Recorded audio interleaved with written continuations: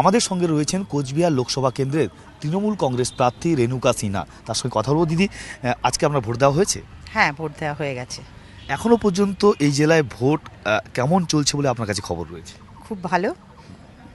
দু একটা জায়গা থেকে আমরা খবর পেয়েছি যে পুলিশের নালিশ কমিশনকে নালিশ করেছে যে গন্ডগোল করছে তৃণমূলের কর্মীরা, কিন্তু আমার মনে হয় সেরকম প্রয়োজনই নেই।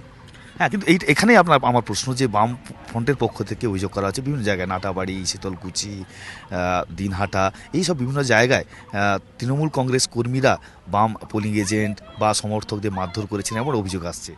না, আমার মনে হয় এটা সর্বৈব মিথ্যা। কারণ দরকার নেই তো, বামফ্রন্টের লোকেরা তো পোলিং এজেন্ট পাচ্ছে না। আমি তো কালকেই শুনলাম যে একজনের কাছে এসে বলেছে তুমি আমাকে 2জন পোলিং এজেন্ট দাও, কারণ তারা পোলিং এজেন্টই খুঁজে পাচ্ছেন না। কাজেই তাদের মারধর করার কোনো প্রশ্নই আসে না। 4 শিক্ষকের লড়াই, শিক্ষিকা এবং শিক্ষক, 4 জন প্রার্থী, তারা প্রত্যেকে শিক্ষক বা শিক্ষিকা, এটা কি চোখে দেখছেন? দেখুন, যার যার ক্ষেত্রে শেষে মানে তার একটা নিজস্ব জায়গা আছে, কাজেই কারোর সঙ্গে কারোর তুলনা চলে না। আর আমার মনে হয় আমি এমনিতেও দীর্ঘদিনের এখানে শিক্ষিকা, তারপরে দেয়ানহাট গার্লস জুনিয়রে আমি ছিলাম 2 বছর 2 মাস গেস্ট টিচার হিসেবে, আর আমি 5 বছর কুচবিহার মিউনিসিপ্যালিটিতে ভাইস চেয়ারপারসন ছিলাম। কাজেই আমার স্প্যানটা অনেক বড়।